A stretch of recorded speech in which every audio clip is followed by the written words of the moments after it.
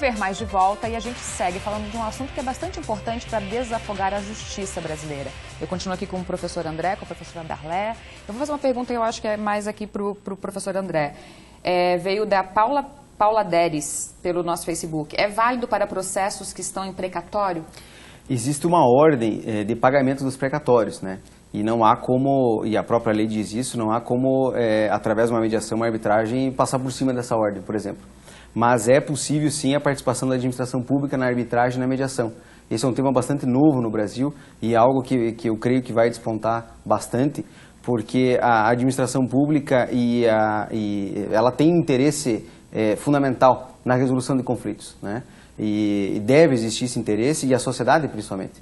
Afinal, hoje a administração pública ela é o maior litigante hoje no Poder Judiciário como um todo, né? Então, e o próprio legislador trouxe isso em 2015 justamente para levar a administração pública para a mediação e arbitragem. Quem sabe daqui a pouco teremos algumas novidades aí a nível de Brasil com relação a isso, né? Esperamos que caminhe, né?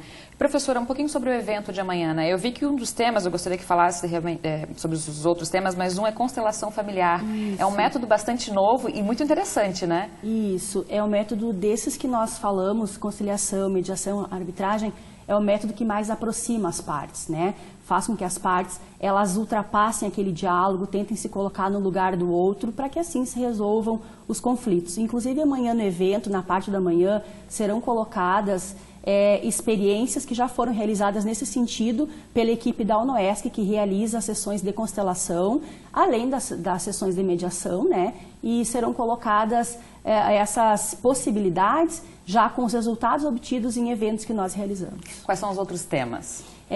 Basicamente, todo o congresso, todo o seminário, perdão, ele trata disso, né? Dessas formas de solução de conflitos que fogem do juiz, efetivamente, dando uma sentença. Então, nós temos constelação, mediação, arbitragem, conciliação na parte da manhã e na parte da noite. Será basicamente sobre esse conteúdo. E ainda tem vaga?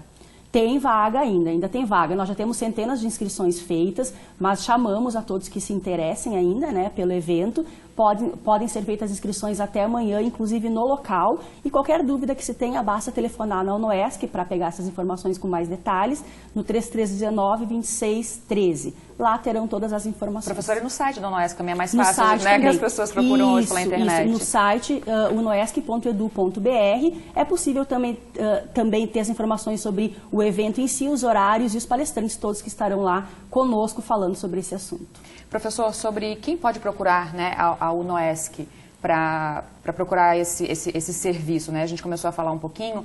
É específico para as pessoas da cidade? Como é que funciona isso? Sim. A UNOESC hoje atende já no núcleo de prática jurídica, a professora Darlé também atende junto lá, com os acadêmicos e com a sociedade em geral, né? Isso servem para aqueles processos que já existem, processos judiciais que já existem, né? O Centro de Mediação e Arbitragem, como ele vai trabalhar num viés fora do judiciário, extrajudicial, ele atende não somente a região, mas o estado de Santa Catarina. Até mesmo porque as partes, elas podem eleger o Centro de Mediação e Arbitragem como gestor do procedimento, né? Este o intuito da instituição, fazer a gestão e administração do procedimento, tanto de mediação quanto de arbitragem. Então, as partes que estiverem em qualquer lugar do estado de Santa Catarina, até mesmo de fora, podem realizar, porque a arbitragem ela é inclusive internacional, né? Então, é possível, sim, não somente de Chapecó, mas de outras regiões. Pois é, mas as pessoas que estão aqui nas nossas cidades, aqui do nosso grande oeste, e estão longe da universidade, né? Sim. Como, pela internet, ou consegue procurar um lugar físico na própria cidade? Quando o conflito surge, geralmente as partes, orientadas pelos advogados, vão buscar a solução do conflito. Elas podem procurar mediação e arbitragem em Chapecó, porque o Centro de Mediação e Arbitragem tem já uma estrutura física na rua Guaporé, em frente ao cartório, inclusive, e ali funciona a estrutura física. Para mediações e arbitragem presencial. Mas naquele outro exemplo que eu dei no bloco anterior sobre a relação de consumo, isso pode ser feito pela internet e aí pode ser em qualquer lugar do Brasil, inclusive. Pois é, a gente estava conversando que é um tema novo ainda, né? As pessoas ainda não sabem bem e tal, mas ele é é excelente e daqui a pouco vai ser um dos principais métodos para desafogar realmente a justiça, né? Olha, nós temos, até para dar um exemplo de credibilidade do Instituto de Arbitragem e Mediação, nós temos ministros aposentados do Supremo Tribunal Federal que hoje se dedicam à arbitragem, né? Nós temos um grande nome, que é a Ellen Grace, que foi ministro do STF e hoje se dedica somente à arbitragem, Eros Grau, enfim, outros juristas.